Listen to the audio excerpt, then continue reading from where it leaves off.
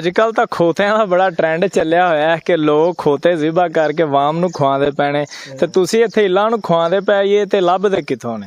ਇਹ ਜੀ ਅਸੀਂ ਆਪਣਾ ਮੁxtਲਫ ਮੰਡੀਆਂ ਨੇ ਜਿੱਥੋਂ ਕਿ ਅਸੀਂ ਲੈ ਕੇ ਆਨੇ ਆ। अस्सलाम वालेकुम, मैं मैर वकार अनवर। ਤੁਸੀਂ ਵੇਖਦੇ ਪਏ ਲਾਹੌਰ ਡਿਜੀਟਲ ਵਿੱਚ ਜਿਹੜੀਆਂ ਇੱਲਾਂ ਨੇ ਉਹਨਾਂ ਦੀ ਅਫਜ਼ਾਇਸ਼ ਕੀਤੀ ਜਾਂਦੀ ਪਈ ਏ ਜਿਹੜੀਆਂ ਪੂਰੀ ਦੁਨੀਆ ਦੇ ਵਿੱਚ ਮਹਿਦੂਮੀ ਦੀਆਂ ਸ਼ਿਕਾਰ ਹੋ ਚੁੱਕੀਆਂ ਨੇ।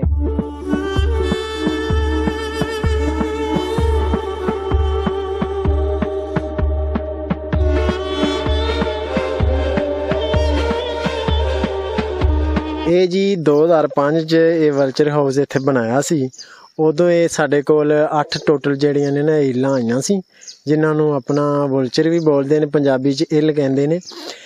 ਉਸ ਟਾਈਮ 8 ਸੀ, ਹੁਣ ਇਹ ਸਾਡੇ ਕੋਲ ਟੋਟਲ 38 ਹੋ ਗਏ ਨੇ ਪਰਿੰਦੇ, ਜਿਹੜਾ ਕਿ ਇਹਨਾਂ ਦੀ ਅਸੀਂ ਦੇਖਭਾਲ ਵਾਸਤੇ ਇੱਥੇ ਬੜੇ ਇਹਤਿਆਤ ਕਰਨੇ ਆ, ਕਿਉਂਕਿ ਇਹਨਾਂ ਦੀ ਖੁਰਾਕ ਲਈ ਅਸੀਂ ਬੜਾ ਇੰਤਜ਼ਾਮ ਕਰਨੇ ਆ। ਇਹਨਾਂ ਦੀ ਖੁਰਾਕ ਵਾਸਤੇ ਅਸੀਂ ਇੱਥੇ ਡੋਂਕੀ, खोते और जो बकरियां और खरगोश जो हैं वो इनको हम डालते हैं इनकी फीड के लिए। अजकल तो खोतिਆਂ ਦਾ ਬੜਾ ਟ੍ਰੈਂਡ ਚੱਲਿਆ ਹੋਇਆ ਹੈ ਕਿ ਲੋਕ ਖੋਤੇ ਜ਼ਿਬਾ ਕਰਕੇ ਵਾਮ ਨੂੰ ਖਵਾਉਂਦੇ ਪੈਣੇ ਤੇ ਤੁਸੀਂ ਇੱਥੇ ਇੱਲਾਂ ਨੂੰ ਖਵਾਉਂਦੇ ਪਏ ਤੇ ਲੱਭਦੇ ਕਿੱਥੋਂ ਨੇ? ਇਹ ਜੀ ਅਸੀਂ ਆਪਣਾ ਮੁxtਲਫ ਮੰਡੀਆਂ ਨੇ ਜਿੱਥੋਂ ਕਿ ਅਸੀਂ ਲੈ ਕੇ ਆਨੇ ਆ। ਉਹ ਲੋਕ ਜਿਹੜੇ ਖਵਾਉਂਦੇ ਨੇ ਉਹ ਹੀ ਖਵਾਉਂਦੇ ਨੇ ਸਾਨੂੰ, ਤਾਂ ਇਹਨਾਂ ਇੱਲਾਂ ਵਾਸਤੇ ਬੜੇ ਮੁਸ਼ਕਿਲ ਲੱਭਦੇ ਪਏ ਨੇ। ਇਹ ਲੋਕ ਜਿਹੜੇ ਨੇ ਉਹ ਲੋਕਾਂ ਨੂੰ ਖਵਾਈ ਜਾ ਰਹੇ ਨੇ। ਤੇ ਇਹ ਆ ਕਿ ਇਹ ਡੋਂਕੀ ਇਸ ਲਈ ਅਸੀਂ ਖਿਲਾਉਂਦੇ ਹਾਂ ਕਿ ਇਹਨਾਂ ਨੂੰ ਟੀਕੇ ਨਹੀਂ ਲੱਗਦੇ, ਕਿਉਂਕਿ ਜਿਹੜੇ ਜਾਨਵਰ ਇਹਨਾਂ ਨੂੰ ਟੀਕੇ ਲੱਗੇ ਹੋਣ ਔਰ ਇੱਲ ਉਹ ਗੋਸ਼ਤ ਖਾ ਲਵੇ ਤੇ ਇੱਲ ਵੀ ਮਰ ਜਾਂਦੀ ਹੈ।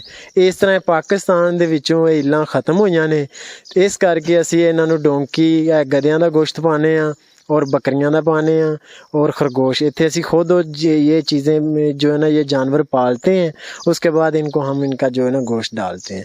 ਜਦੋਂ ਇਹਨੂੰ ਸਟਾਰਟ ਕੀਤਾ ਗਿਆ ਸੀ, ਵਲਚਰ ਹਾਊਸ ਨੂੰ ਬਣਾਇਆ ਗਿਆ ਸੀ, ਉਦੋਂ ਇਹਨਾਂ ਦੀ ਤਾਦਾਦ ਕਿੰਨੀ ਸੀ ਤੇ ਹੁਣ ਇਹਨਾਂ ਦੀ ਜਿਹੜੀ ਤਾਦਾਦ ਹੈ ਉਹ ਕਿੰਨੀ ਹੋ ਗਈ ਹੈ ਤੇ ਇੱਥੇ ਇਹਨਾਂ ਨੂੰ ਕਿਸ ਤਰ੍ਹਾਂ ਰੱਖਿਆ ਗਿਆ ਹੈ ਤੇ ਜੰਗਲ ਦਾ ਇਹ ਕਿਹੜਾ ਇਲਾਕਾ ਹੈ ਜਿੰਦੇ ਵਿੱਚ ਇੱਲਾਂ ਨੂੰ ਪਾਲਿਆ ਜਾਂਦਾ ਪਿਆ?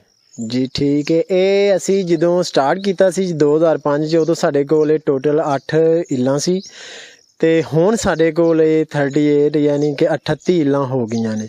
ਸਾਲ 'ਚ ਸਿਰਫ ਇੱਕ ਜੋੜਾ ਇੱਕ ਆਂਡਾ ਦਿੰਦਾ ਹੈ ਔਰ ਉਹਦੇ 'ਚ ਜਿਹੜਾ ਚੂਜ਼ਾ ਨਿਕਲਦਾ ਹੈ ਅੱਗੋਂ 7-8 ਸਾਲ ਬਾਅਦ ਉਹ ਆਂਡੇ ਦੇਣ ਦੇ ਕਾਬਲ ਹੁੰਦਾ ਹੈ।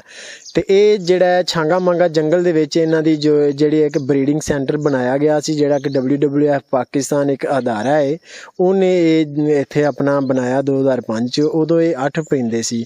ਇਹ ਛਾਂਗਾ ਮਾਂਗਾ ਦਾ ਇੱਕ ਏਰੀਆ ਹੈ, 4 ਬਲਾਕ ਛਾਂਗਾ ਮਾਂਗਾ ਦੇ ਵਿੱਚ ਟੋਟਲ 5 ਬਲਾਕ ਨੇ। ਇਹ 4 ਬਲਾਕ ਦਾ ਏਰੀਆ ਹੈ ਜਿੱਥੇ ਕਿ अनजान जिहा इलाका है, उत्थे कोई नेड़े यानी कि कोई नज़दीक शहर गाँव नहीं हैगा, क्योंकि इलां दा इत्थे बनाने दा मकसद ये सी फार्म कि जिथे लोगों नूं पता ना होवे, शोर शराबा ना होवे, क्योंकि जिथे शोर शराबा और लोगों दा आना जाना आम होवेगा उत्थे ये परिंदा अंडे नहीं देंदा और ब्रीड नहीं करदा। इस करके असी ये इलाका चूज़ किया है। 4 ब्लाक दा एरिया है जिथे कि इन्हां इलां नूं रखिया गया है और इन्हां दी ब्रीडिंग हो रही है।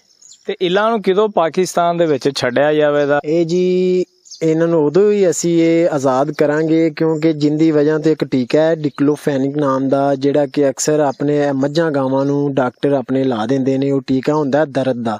ਜਦੋਂ ਉਹ ਦਰਦ ਦਾ ਟੀਕਾ ਕਿਸੇ ਜਾਨਵਰ ਨੂੰ ਲੱਗ ਜਾਂਦਾ ਹੈ, ਉਹ ਜਾਨਵਰ ਮਰਦਾ ਹੈ ਤੇ ਜ਼ਾਹਿਰ ਸੀ ਗੱਲ ਹੈ ਇਹ ਜਿਹੜੀ ਇੱਲ ਹੈ ਇਹਨੇ ਉਹ ਗੋਸ਼ਤ ਖਾਣਾ ਸੀ।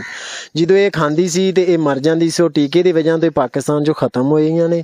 ਹੁਣ ਉਹ ਟੀਕਾ ਮੁਕੰਮਲ ਆਪਣੀ ਗੌਰਮੈਂਟ ਬੰਦ ਕਰੇਗੀ, ਬੈਨ ਹੋਏਗਾ ਤੇ ਅਸੀਂ ਇਹਨਾਂ ਨੂੰ ਦੁਬਾਰਾ खुली फजा च आज़ाद करांगे, वरना ये उन्नी देर आज़ाद नहीं होणगियां जिन्नी देर वो टीका इस्तेमाल हुंदा रहेगा। ये अपना जिहड़ा अपना 2005 ज़ारी गल है उदों स्टार्ट असीं कीता है ਤੇ ਉਦੋਂ 8 ਸੀ, ਹੁਣ 38 ਹੋ ਗਏ ਨੇ ਔਰ ਇਹ ਬੜੀ ਸਲੋ ਇਹਨਾਂ ਦੀ ਪਾਪੂਲੇਸ਼ਨ ਸਰਵਾਈਵ ਕਰਦੀ ਹੈ। ਸਾਲ 'ਚ ਇੱਕ ਪਰਿੰਦਾ ਇੱਕ ਜੋੜਾ ਇੱਕ ਆਂਡਾ ਦਿੰਦਾ ਹੈ ਤੇ ਹੁਣ ਤੱਕ ਯਾਨੀ ਕਿ 38 ਪਰਿੰਦੇ ਹੋਏ ਨੇ।